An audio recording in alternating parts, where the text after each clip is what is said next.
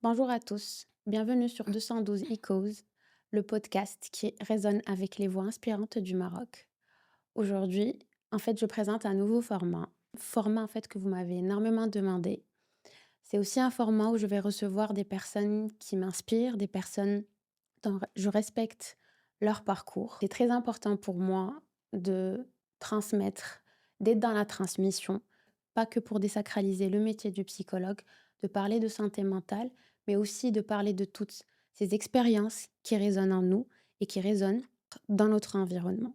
Alors aujourd'hui, dans ce nouveau format de 212 Ecos, je reçois une personne qui m'a énormément inspirée de par son parcours, de par sa ténacité. Elle se présentera elle-même, on partagera énormément de choses. Donc sans plus tarder, bonjour, Latifa Chérif. On va se tutoyer durant cet épisode-là parce que, ma communauté, est habituée à avoir en fait un format où, on est authentique, où on est vrai, où on parle de nos émotions. On n'a pas peur aussi de parler de nos émotions. Donc, je te laisse te présenter. Bonjour Shainaz, d'abord merci pour l'invitation. Avec Ravie plaisir. d'être là et puis ravie surtout d'être en face de toi parce que j'étais un petit peu suivie sur les réseaux et je découvre une autre Shainaz donc merci pour l'invitation et puis allons-y crûment je dirais. Exactement. Est-ce que tu peux nous parler un peu de ton parcours ou bien, par exemple, si je te demande comment tu te présenterais maintenant? La Latifa Chérif de maintenant, comment elle se présenterait? Alors la Latifa Shérif de maintenant, c'est une Latifa Shérif qui est là depuis 6 décennies quand même, Mmh. qui a ouvert les yeux dans une ville où dans le temps il était compliqué et difficile de s'émanciper. Oui. Dans une ville où c'était pas évident de d'avoir une certaine liberté pour la fille et pour la femme. Donc une Latifa Chérif qui a vu les yeux, un fameux 9 juillet où c'était l'anniversaire de Hassan II Allah yarhamou, Allah yarhamou. la même année, que Mohamed VI, Allah yatoul amro. Donc beaucoup de messages, ce fameux 9 juillet 63, dans une ville où comme je t'ai dit, où c'était pas évident d'évoluer en toute liberté. Mmh. Donc ça a démarré là, ça a démarré un fameux 9 juillet 63 et le parcours a démarré ce jour-là, où il y avait beaucoup de messages. Latifa Chérif, fille d'une grande battante, d'une grande guerrière au sens propre du terme et qui se bat toujours pour la liberté des femmes. D'accord. Latifa Chérif qui a grandi à Oujda. Latifa Chérif qui a grandi dans une communauté de liberté de femmes et de sport. Le sport aide beaucoup dans la vie. Mmh. Donc voilà, donc des études primaires dans une école française à Oujda, suivi du collège français à Oujda, suivi d'un lycée, donc le lycée Lyautey à Casablanca et puis, un parcours bien évidemment qui ne peut que mener par quelques années à Paris et retour au Maroc. Donc après mes études, retour au Maroc en travaillant normalement comme toute personne qui revient au pays, en travaillant dans une société privée. Et de là, l'esprit de la femme entrepreneur a un petit peu démarré. D'accord. Donc beaucoup d'entrepreneuriat pendant des années, beaucoup de militantisme, pour défendre les droits des femmes pendant des années, beaucoup de travail associatif aussi pendant des années. Voilà, donc ça, c'est la première partie de Latifa Chérif. C'est le côté, je dirais, le parcours universitaire et le parcours, associatif de D'accord. départ et entrepreneurial.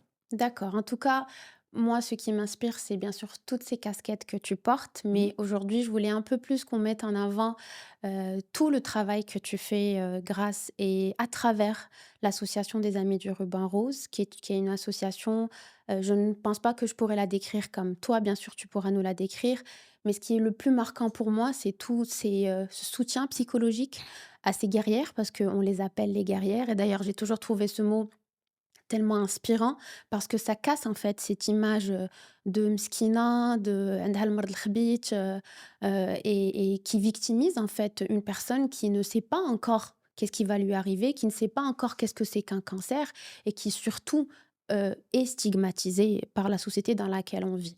Donc est-ce que tu peux un peu plus nous parler de cette association? Alors cette association, comment elle est venue?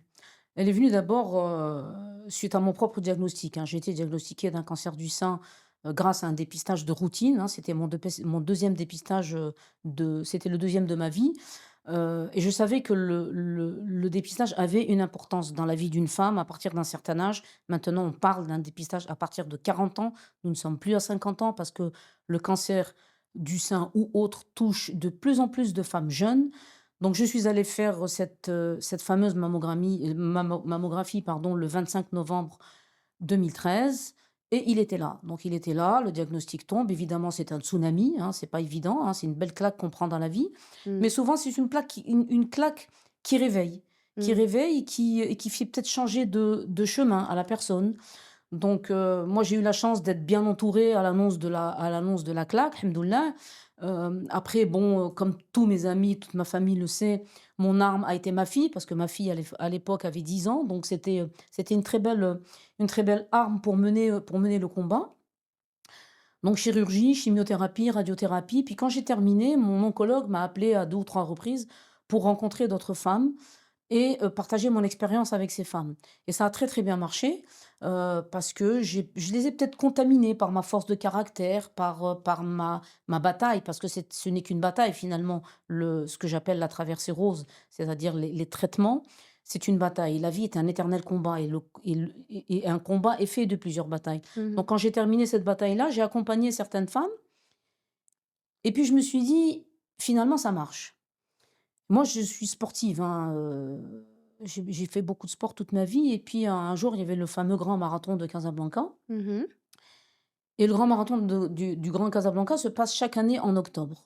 Donc je me suis dit: «Octobre, sensibilisation au dépistage du cancer du sein, foule». Quand il y a de la foule, il y a beaucoup de femmes. Donc je me suis Exactement. dit: «Ce serait peut-être l'occasion pour moi d'aller sensibiliser les gens et leur dire: "Écoutez, il y a un truc qui s'appelle la mammographie, le dépistage, allez le faire"». Donc j'ai réuni quelques amis. Au départ, je pensais qu'on allait être 10 ou 20. Finalement, on a terminé à 180 personnes avec des amis, des grandes artistes de notre pays, et cetera, et nous avons marché sur le côté du grand marathon et donc on a commencé à parler aux gens et leur dire: «Écoutez, nous sommes en octobre, il faut aller vers la sensibilisation, il faut aller vers le dépistage». D'ailleurs, les gens ne savaient pas ce que c'était que le ruban rose. Les gens pensaient que le fameux ruban rose, c'était le sida, alors que c'était pas le sida. Il y avait une confusion à l'époque, Voilà, c'est vrai. les gens confondaient parce que il n'y avait pas assez d'informations. On Mmh. ne communiquait pas autour de la sensibilisation au dépistage du cancer du sein et on ne communiquait pas encore au Maroc autour du ruban rose. Donc ça a été le pré-départ des Amis du ruban rose. D'accord. Donc ça a marché, ils ont parlé de nous, sur les réseaux, sur les plateaux de télé, et cetera. On est passé au JT ce soir-là et puis après, à un moment donné, avec mon oncologue médical, on se disait: «Maintenant, qu'on commence à se faire connaître et que l'accompagnement psychologique marche bien». Je dirais pas accompagnement psychologique, mais je dirais Tu partage. soutiens. Au départ, c'était un partage d'expérience, uniquement. Parce que pour faire un accompagnement psychologique, il faut avoir une formation. Laquelle formation, je n'avais pas à l'époque. Mmh. Donc, on s'était dit, il faudrait avoir une légitimité dans notre pays et un cadre juridique. Donc, on m'a présenté d'autres guerrières, certaines sont toujours là, d'autres ne sont plus là, Allah yarhamhom. Mais nous avons, constitué donc notre assemblée, pour créer l'association et de là est née l'association, Les Amis du Ruban Rose qui fête d'ailleurs sa 10e année cette année. D'accord. Moi, par contre, j'ai une question. Pourquoi, à ton avis, ton oncologue à l'époque t'a choisi toi?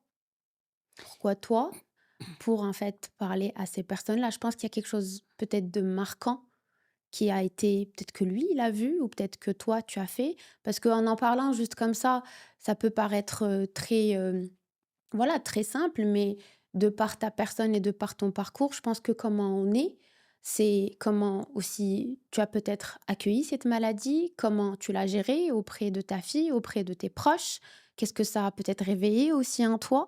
Donc pourquoi toi et pourquoi peut-être pas une autre patiente? Alors il a, d'abord une relation soignant-soigné, Oui, c'est une relation de confiance. Et exactement. quand le soigné a confiance en son soignant, ça ne peut que bien marcher. Parce que les traitements sont là, la médecine est là, la médecine a très très bien évolué, aussi bien dans notre pays que dans le monde entier.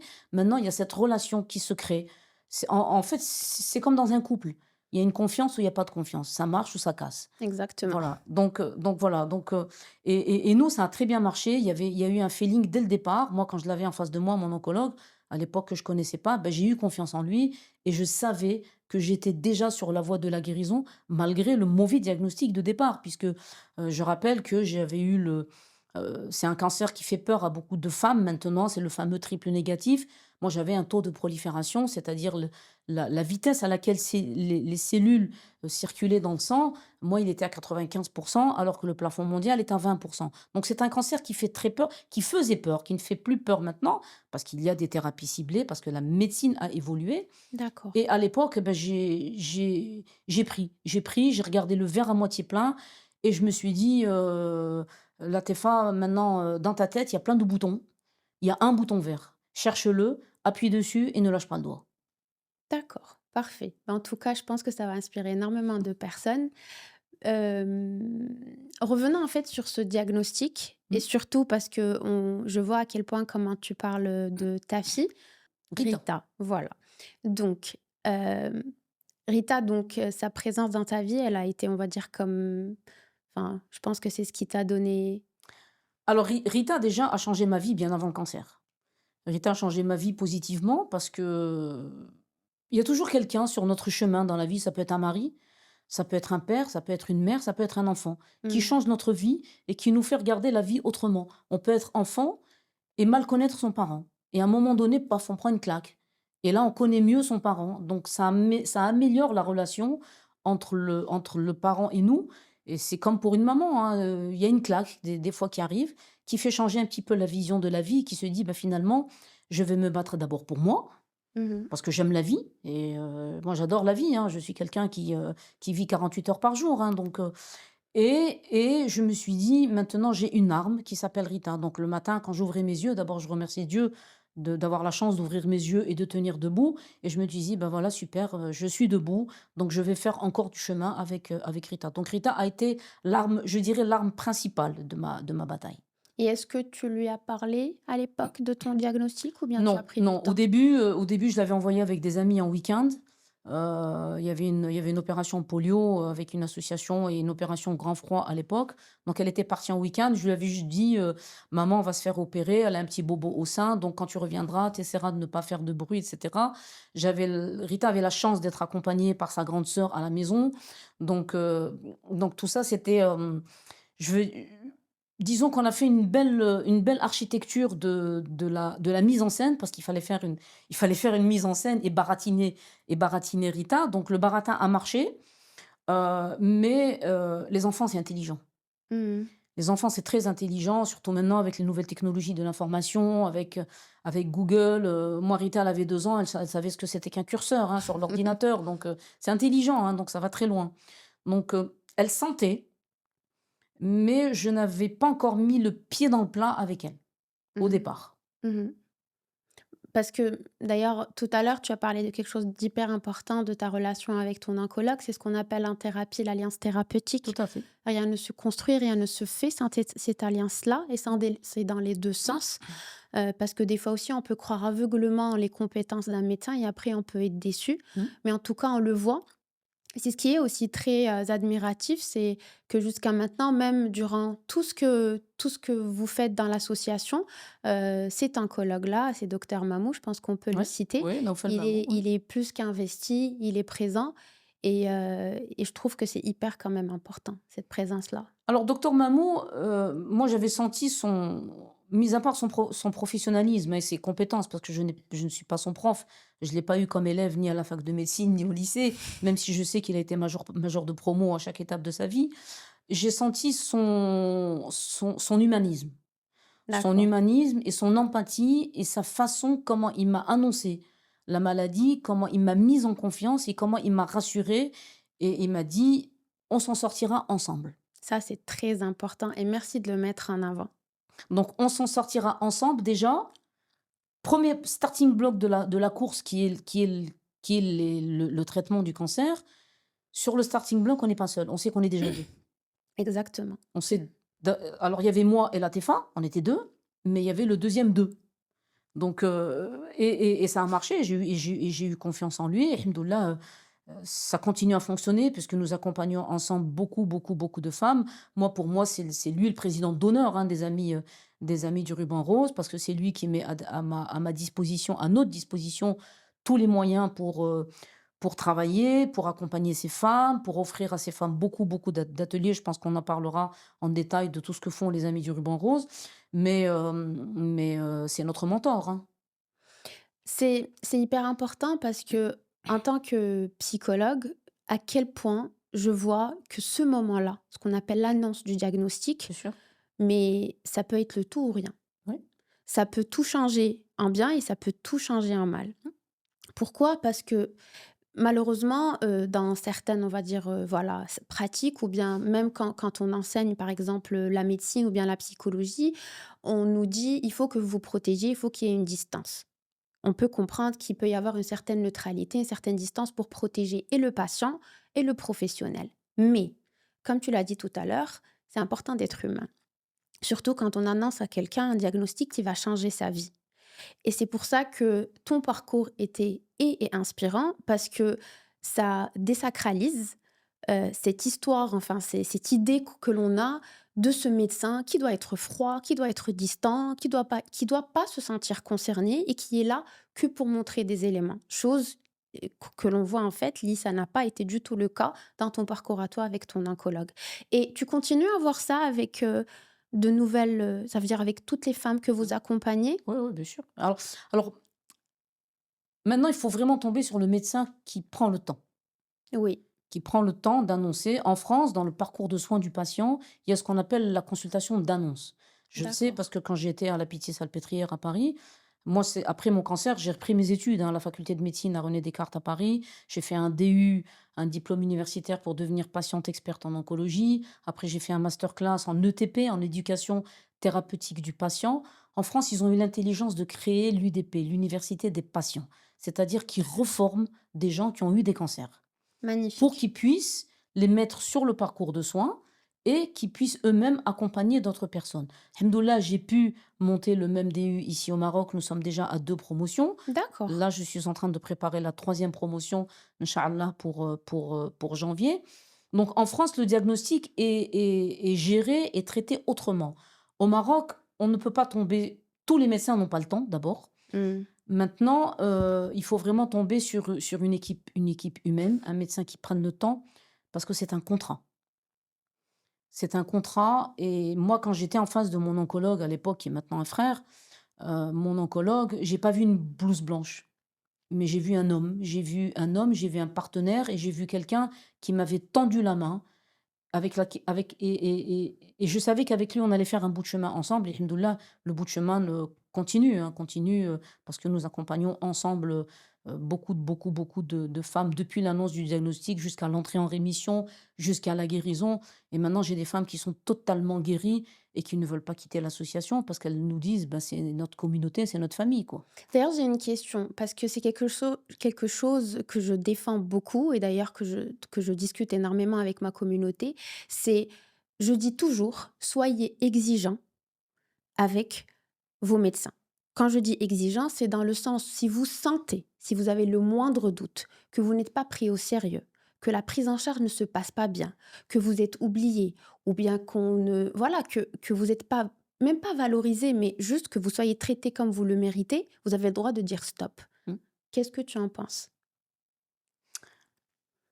Alors, dire stop, oui, mais on en revient à dire qu'il y a une relation de confiance. Moi, je dis maintenant que je fais de l'accompagnement psychologique à beaucoup de femmes, puisque j'anime un groupe de parole au centre d'oncologie que j'appelle le T du rétablissement. Donc, ce sont des femmes qui sont nouvellement diagnostiquées. Le thé comme thé. T, oui, oui, T-H-E accent. D'accord. Donc, ce sont deux théières, une avec sucre, une sans sucre, OK. où nous recevons une nouvellement diagnostiquée. Et D'accord. je ramène les anciennes. Des anciennes qui sont en rémission ou des anciennes qui vont très bien ou des anciennes qui sont guéries complètement. Donc je ramène la nouvellement diagnostiquée pour la mettre en confiance et la mettre sur la voie de la guérison psychologiquement. Donc je lui donne la parole. Bien évidemment, je cadre la discussion. Donc c'est moi qui gère le groupe de parole.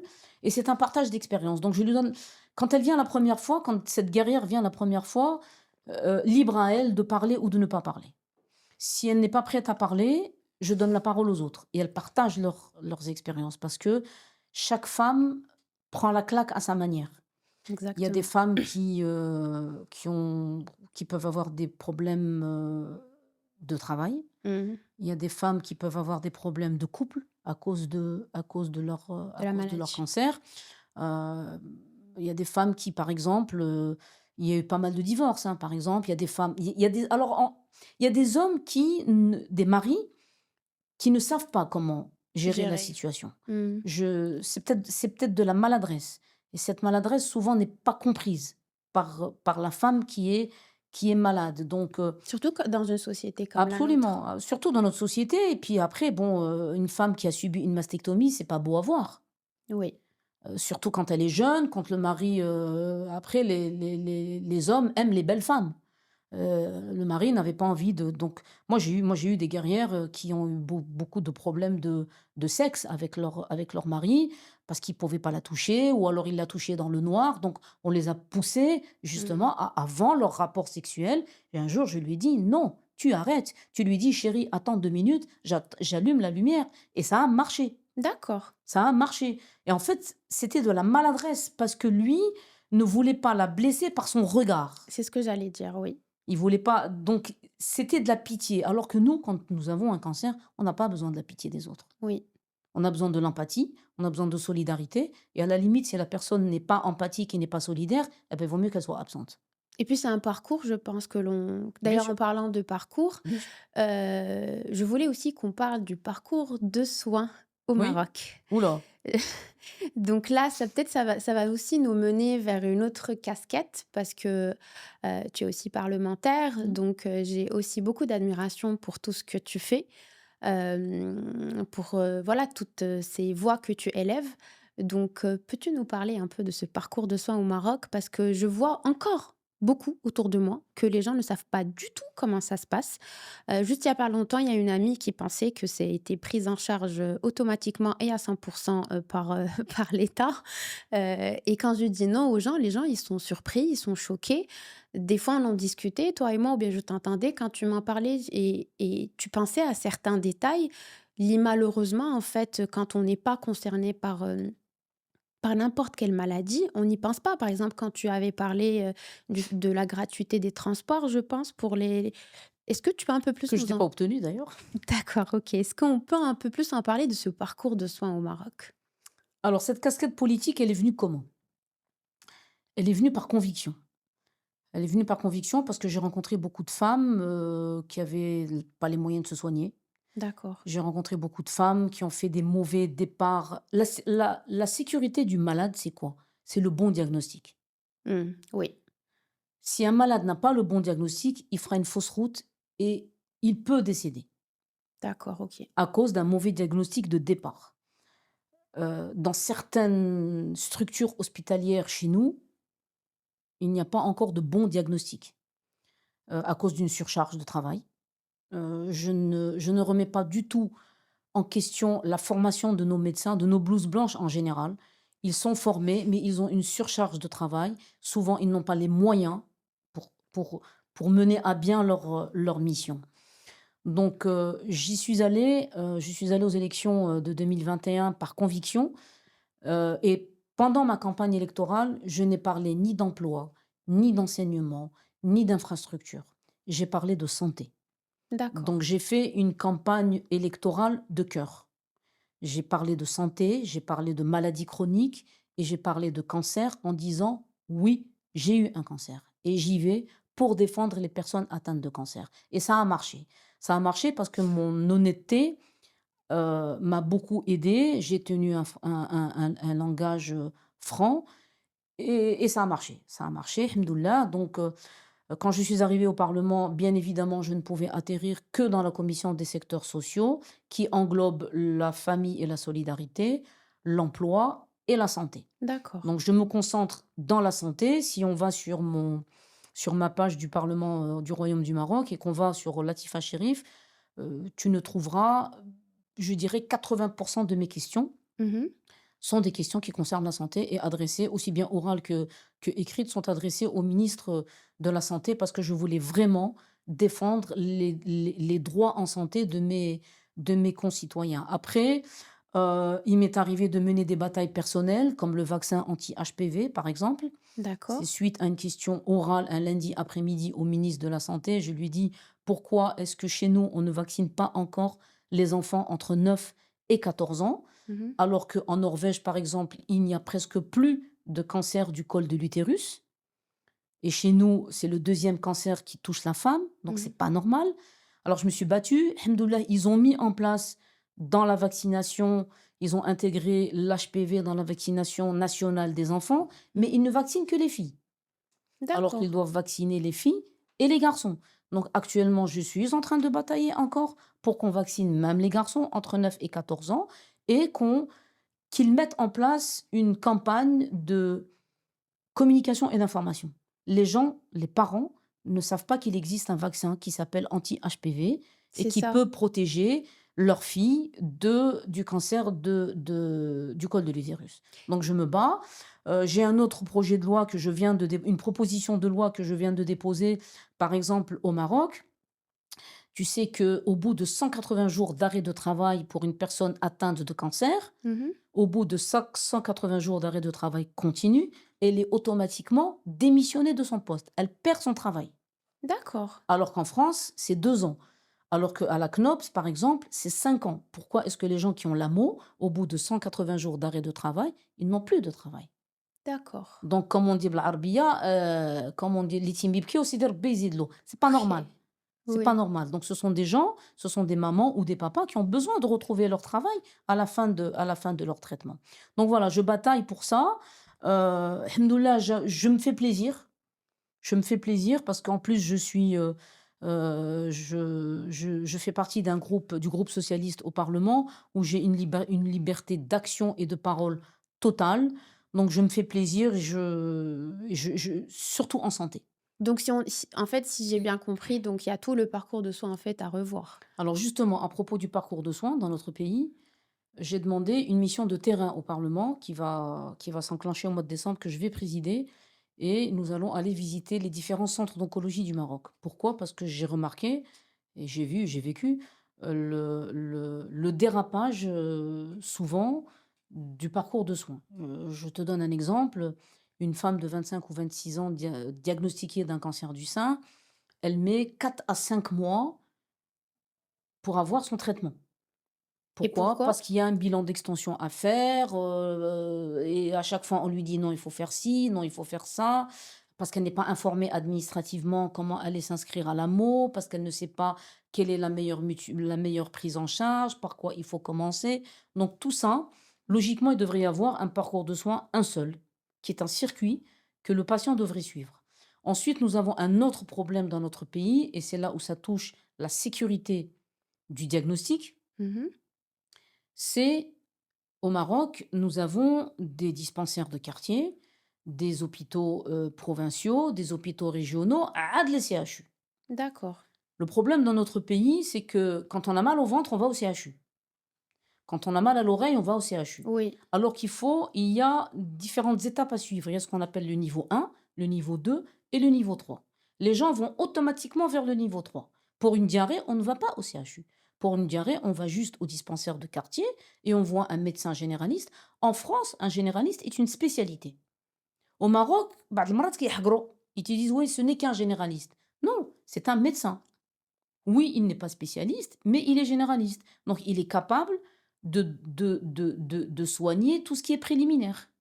Oui. Et c'est comme ça que nous avons un surplus et nous avons souvent des embouteillages à l'entrée des CHU parce que tout le monde va au CHU. Alors que non, il y a d'autres structures.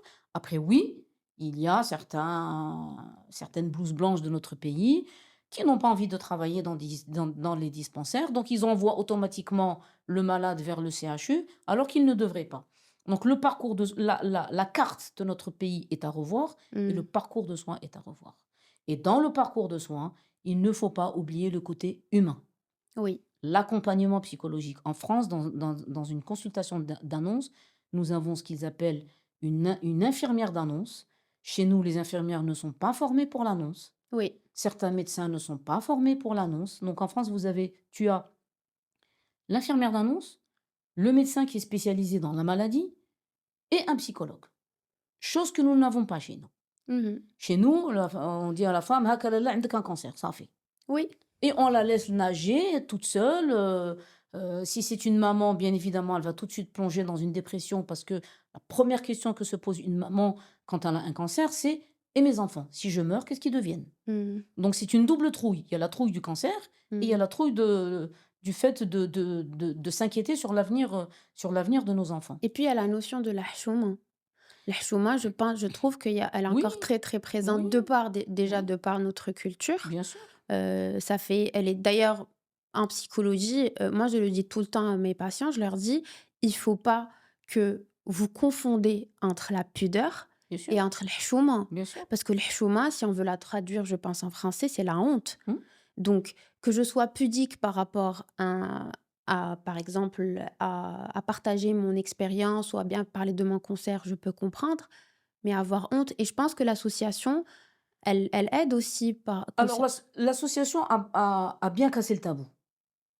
A bien cassé le tabou, parce que la haya fi ddin.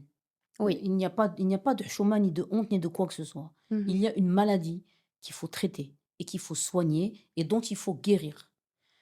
Il n'y a pas que les cancers, gynécologiques. Moi, j'ai il y a beaucoup de gens, par exemple, un jour, j'ai accompagné un homme tu sais que 1 des hommes sont atteints de cancer du sein.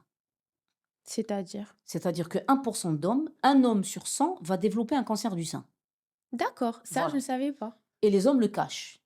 J'ai D'accord. rencontré un homme, qui a eu un cancer du sein et qui a caché le type de cancer à sa famille. Il leur a dit: «J'ai un cancer du poumon» et je lui ai dit: «Oui, mais Flaine, le poumon est beaucoup plus grave que le cancer du sein. Mmh. Donc tu as installé une panique dans ta famille, alors qu'il n'y a pas lieu d'y avoir une panique».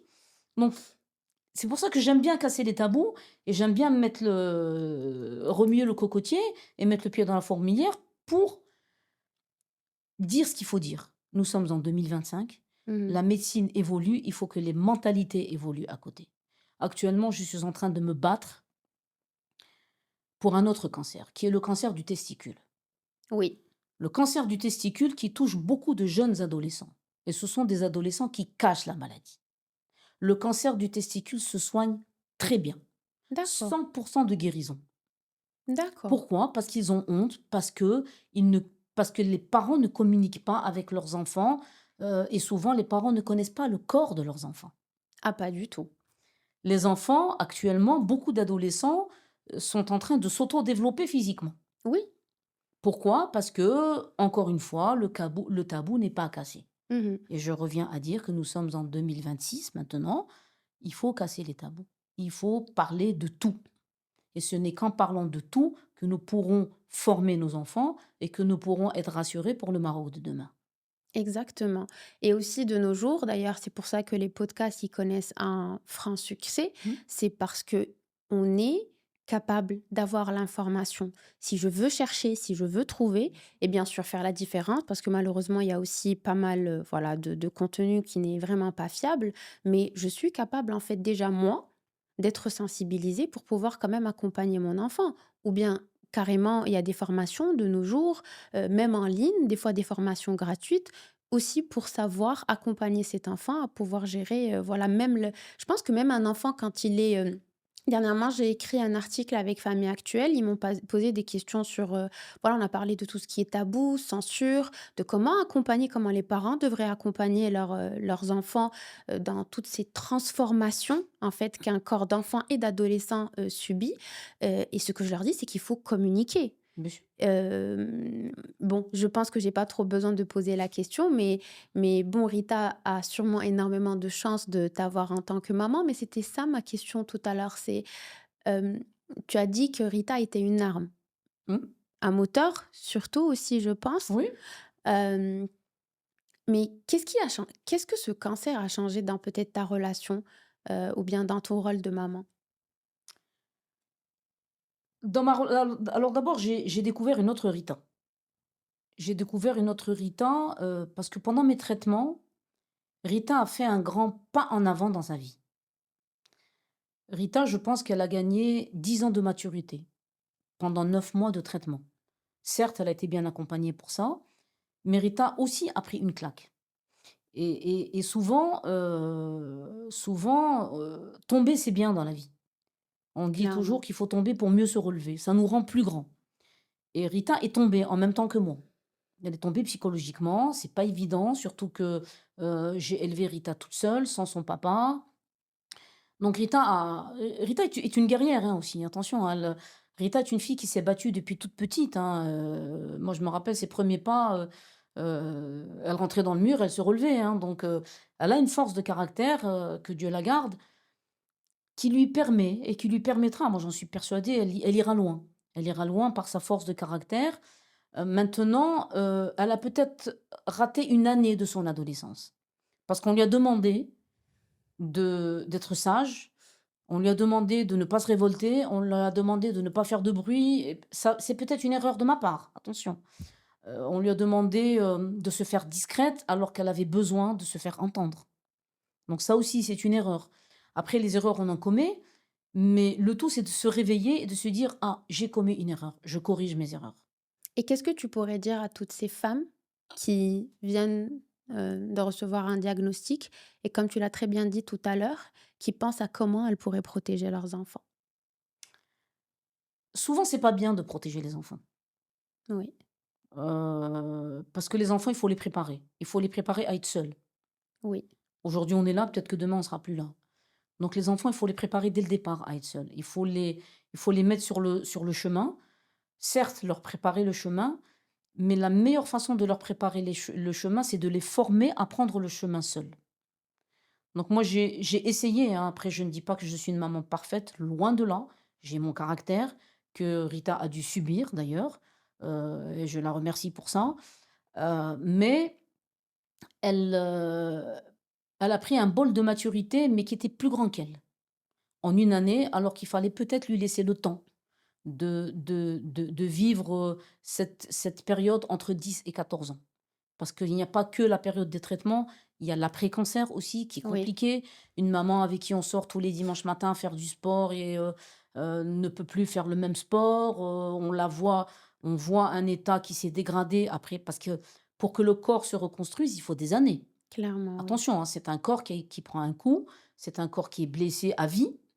On ne retrouve jamais la santé d'avant, mais on se bat pour retrouver, une partie d'avant et cetera. Donc je me suis battue avec elle et pour elle, mais c'est pas évident pour elle, hein, pour tout enfant, hein, déjà l'annonce du diagnostic pour un enfant, c'est compliqué parce qu'il Mmh. se dit: «Oui, mais peut-être que maman va mourir et si maman meurt, qu'est-ce que je deviens?» en arabe, il y a une expression qui dit, اللي ماتت لأمه يوسد العتبة واللي مات لبا يوسد الركبة. Ça veut dire que le décès d'une mère, c'est beaucoup plus compliqué que le décès d'un Un père, père. pardon, parce que rares sont les relations fusionnelles père et fille. Oui, C'est beaucoup plus la maman qui est proche des enfants, qui protège les enfants, qui fait tout pour les enfants, et cetera. Parce que le rôle du père, c'est d'aller justement, travailler, être à l'extérieur. C'est le père qui prend en charge le foyer. Donc la mère s'occupe un peu plus des enfants que le père, même s'il y a des exceptions, et il y en a beaucoup, alhamdoulilah. Mais j'en reviens à dire que Rita est allée plus vite que la cadence.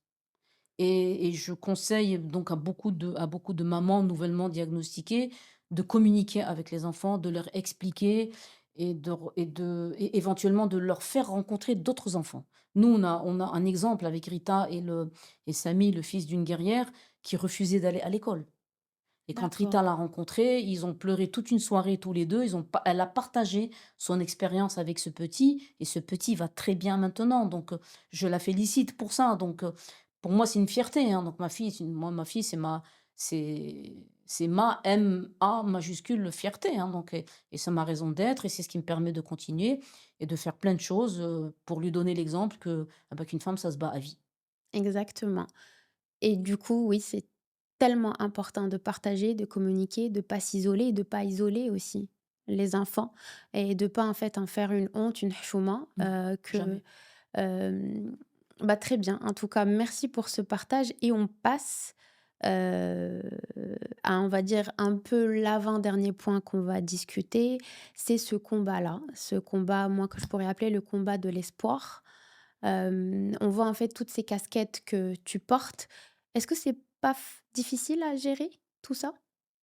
Non, quand on a 48 heures par jour, c'est bon, ça me OK, va. d'accord. Non, chauffe, le temps, ça se gère. Maintenant, dans la vie, il y a des priorités. Oui. Entre-temps, moi, j'ai appris à sasser. J'ai Mmh. acheté un sas chez les Gharbel et j'ai Mmh. commencé à sasser. Donc j'ai pris que le bon, y compris humainement. Les personnes qui n'étaient pas bonnes pour moi et qui étaient négatives, des ondes négatives, des personnes qui me faisaient voir, qui me tiraient vers le bas, eh ben, je les Mmh. ai écartées de ma vie. C'est dur à dire.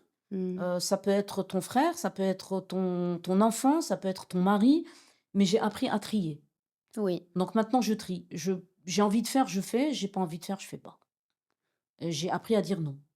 Et est-ce que tout ce parcours que tu as eu, et je pense que pas que depuis ton cancer, est-ce que ça te rappelle, des on va dire des moments de ton enfance, de toi? Est-ce que tu te dis: «Ah j'étais cet enfant, j'étais cette adolescente, et c'est pour ça que maintenant je suis en train de gérer ce cancer et tout ce que j'ai pu construire après», parce que c'est un empire pour moi tout ce que tu as construit jusqu'à maintenant. La dernière marche, qu'on a fait durant cet octobre-là, j'y étais.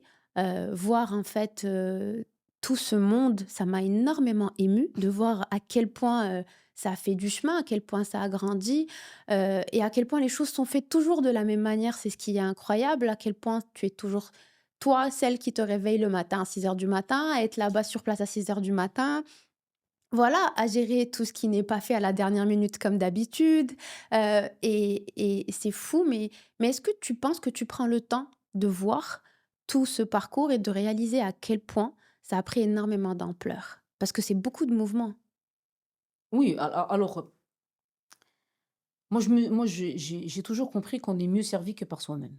D'accord. Donc tous les événements que j'organise, hein, qu'ils soient culturels, sportifs, politiques, j'aime bien être, sur tous les plans, voir si tout va bien parce que toute ma vie, j'ai toujours cherché le parfait. Je ne l'ai pas encore trouvé, mais j'espère le trouver un jour. Donc et pour trouver le parfait, il faut garder l'œil.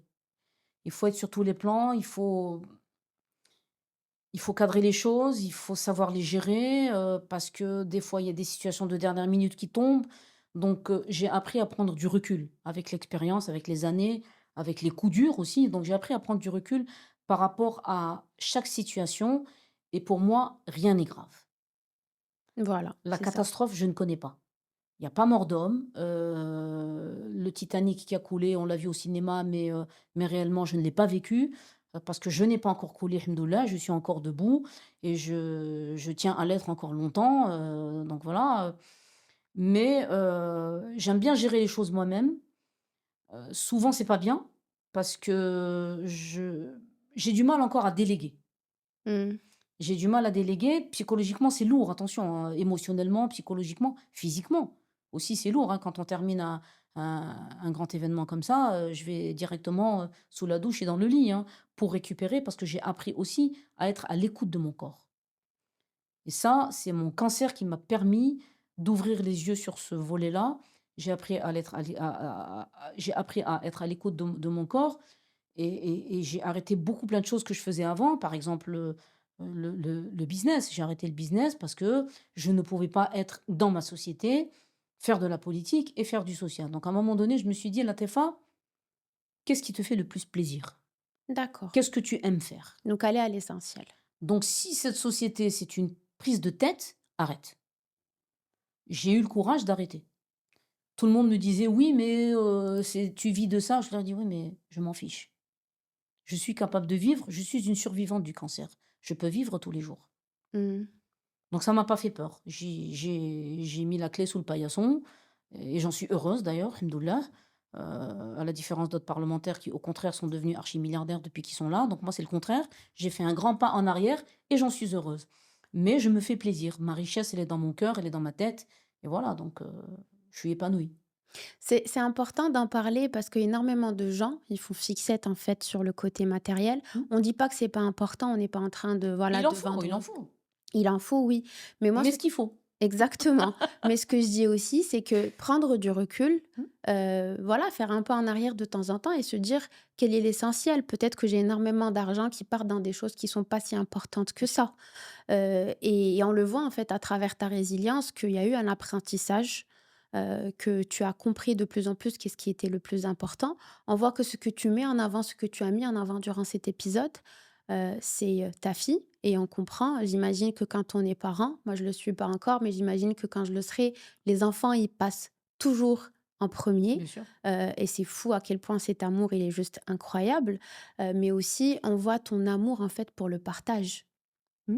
C'est ça, c'est ce qui m'a le plus marqué durant cet épisode, c'est à quel point il y a cette générosité. Tu as dit au tout début quelque chose et j'aurais bien aimé qu'on finisse l'épisode sur ça. Tu as parlé de ta maman. Mmh. Est-ce que cette générosité, elle vient d'elle? Entre autres, OK. entre autres. D'abord, j'ai eu, un modèle, hein, devant moi qui est ma mère, qui n'a jamais accordé d'importance au matériel, Mmh. qui nous a toujours dit, «Une djellaba à 10 000 dirhams ou une djellaba à 1 000 dirhams, c'est une djellaba. Tant qu'on ne sort pas nu dans la rue, tout va bien, on est habillé. Mmh mh. Être signé de la tête aux pieds n'a pas d'importance. Mmh. Le tout, c'est d'être habillé Mmh. et d'être habillé honnêtement, Mmh. de ses propres moyens. Donc j'ai beaucoup appris de maman. Après, la vie m'a appris. Moi, ma première nuit à Paris, c'était à la gare Montparnasse. Donc, je suis partie en train la première fois en France. Donc toutes ces galères Mmh. sont une richesse énorme, hein, pour moi. Donc, et puis j'ai compris, hein, pendant mes chimiothérapies, et cetera, parce que je pensais beaucoup, hein, pendant la chimio, attention, hein. Je regardais pas Gad Elmaleh, mais je pensais beaucoup, et je me disais, «Finalement, Latefa, cette maladie n'est pas venue pour rien. Elle est venue pour que tu en tires quelque chose, pour que tu tires la meilleure leçon et pour que tu comprennes que tu n'emporteras rien avec toi». Et ça, je l'ai compris et je le dis maintenant à mes guerrières. Je leur dis: «Écoutez, les vêtements que vous portez maintenant, d'autres personnes vont les porter après vous. Donc occupez-vous de vous, prenez soin de vous et à un moment donné dans la vie, il faut que notre conjugaison s'arrête à la première personne du singulier, je». Magnifique. Je ne m'attendais pas trop à parler de cette partie-là, mais ça vient.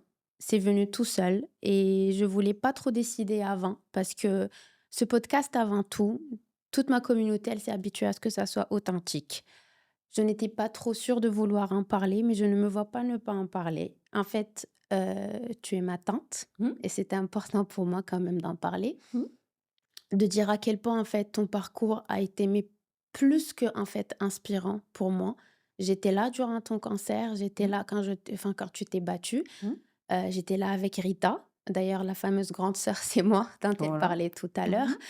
Et il faut que tu saches que mais moi, à l'époque, j'étais, je pense, en quatrième année de psychologie. Oui, C'était dur, en pleine formation, exactement, mais je pense que je ne serais pas la femme que je suis maintenant si on n'avait pas vécu aussi ce cancer. sûrement. J'ai dû aussi prendre quelques années après, je me suis retirée, je pense que tu l'as vu, Oui. parce que je pense que ça m'a pris des années aussi pour digérer tout ce qu'on a vécu. C'était pas Il évident. faut de l'espace pour digérer. Exactement.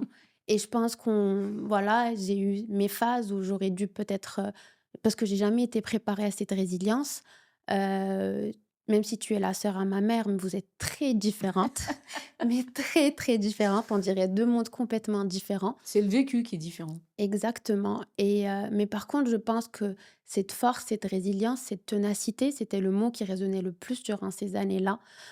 C'était un peu dur au début, un peu de le vivre parce qu'on ne sait pas, on ne s'est pas familier, c'est pas confortable et ça fait peur. Ça fait peur parce que tout ce que tu entends autour de toi: «Rasq sahi, tu vas devenir quelqu'un de pas doux, mais c'est pas ça la femme, c'est pas ça la féminité» et tout ça. Mais avec du recul, non, Bien sûr. non. La femme, en fait, elle peut être féminine, elle peut être belle, elle peut être, forte, elle peut être, aussi avec un caractère, mais voilà, bien, bien, bien trempé. Elle a le droit d'être toutes ces facettes-là. Et pour moi, te recevoir aujourd'hui durant cet épisode-là, c'est pas pour rien. Je ne pense pas que c'était un hasard. C'est parce que pour moi, tu représentes toutes ces facettes-là. Donc, je te remercie déjà d'avoir été une mentor pour moi, d'avoir été cette femme qui représentait toutes ces casquettes. Tu as beaucoup parlé de Rita, mais il y a eu moi aussi à côté Mmh. qui a beaucoup, beaucoup, beaucoup Bien été, sûr. on va dire, inspirée et nourrie par ton parcours, et je suis très fière d'avoir une tante comme toi. Bah, moi, je suis très fière d'avoir une nièce comme toi. Parfait. Alors, bah, en tout cas, merci d'avoir été ma première invitée pour ce premier épisode. Merci d'avoir suivi, notre épisode de 212 Echoes by Shy. Si vous avez besoin d'informations pour les amis du ruban rose, on va vous laisser toutes les informations dans la description de cet épisode et je vous dis à bientôt dans le prochain épisode. Je peux terminer? Oui, bien sûr. On dit toujours que le meilleur est pour la fin. Oui, Moi, si j'ai un conseil à donner oui, à toutes ces petites filles, à toutes ces jeunes filles, à toutes ces jeunes femmes, à toutes les femmes du Maroc, quelle que soit la situation qui vous arrive, prenez du recul, adaptez-vous. Adaptez-vous parce que la lumière est au bout du chemin. Et j'ai une phrase que je ressors tout le temps à mes guerrières. N'attendez pas que les orages passent. Apprenez à danser danser sous sous la la pluie. pluie, j'allais le dire et ça nous a beaucoup marqué. Voilà. Merci encore Merci une pour fois. l'invitation. Avec plaisir et à bientôt.